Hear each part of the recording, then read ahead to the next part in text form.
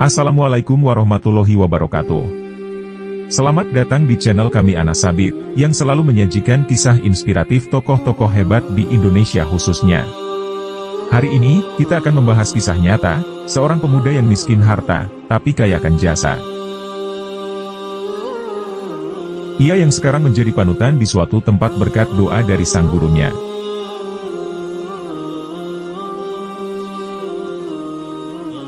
Di suatu hari, sebelum ia mengenal apa itu yang namanya ponpes alias pondok pesantren, ia dibujuk oleh saudaranya, agar ia bisa mondok. Singkat cerita akhirnya ia pun mau berada di ponpes, dan menuntut ilmu di sana. Dalam 1 minggu, ia pun belum merasa betah berada di ponpes. Bahkan di setiap hari Minggu ia pulang ke rumah, hanya untuk menuangkan hobinya yaitu main bola bersama kawan-kawannya. Namun sifat itu pun beransur-ansur lenyap atas izin Allah. 3 tahun berlalu, ia pun sudah mengenal apa itu yang namanya mubtada, khobar, fi'il, fa'il, dan sebagainya. Kurang lebih 10 tahun ia menimba ilmu agama, termasuk ilmu alat, nahwu dan syarafnya. Singkat cerita, setelahnya ia berada di pondok itu selama 8 tahun, 6 tahun belajar ilmu agama, dan 2 tahun berkhidmat kepada gurunya, karena gurunya kebetulan selama itu mempunyai suatu penyakit. Dan 2 tahun di pondok yang lainnya, mematangkan ilmu nahwu syarafnya.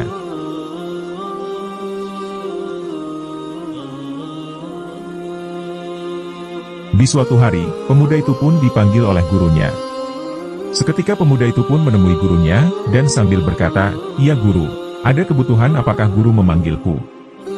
Dengan suara yang lemah lembut gurunya pun menjawab, "Wahai anak muridku, aku meminta tolong kepada MU, aku ingin buang air besar.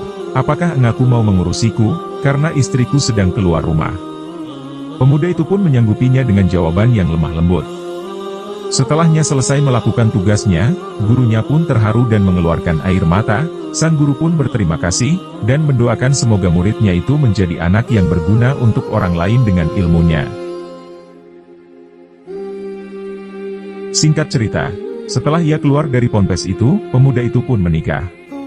Setelah ia mempunyai keluarga dengan 1 anak laki-laki, tibalah waktunya pemuda itu memanfaatkan ilmunya, dengan cara ia ditugaskan untuk berada di suatu daerah yang mana daerah itu minim akan ilmu agama.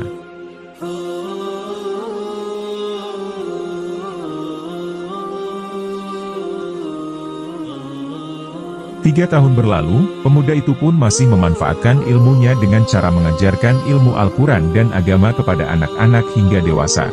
Sampai saat ini.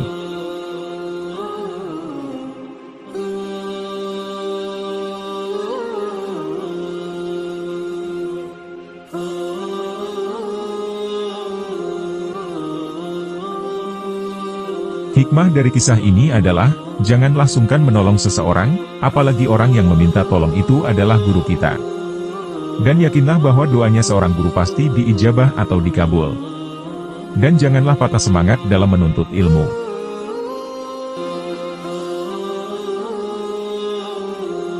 Terima kasih telah menyimak video ini. Jangan lupa like, share, dan subscribe channel YouTube Anas Sabit, untuk kisah menarik dan inspiratif lainnya. Wassalam.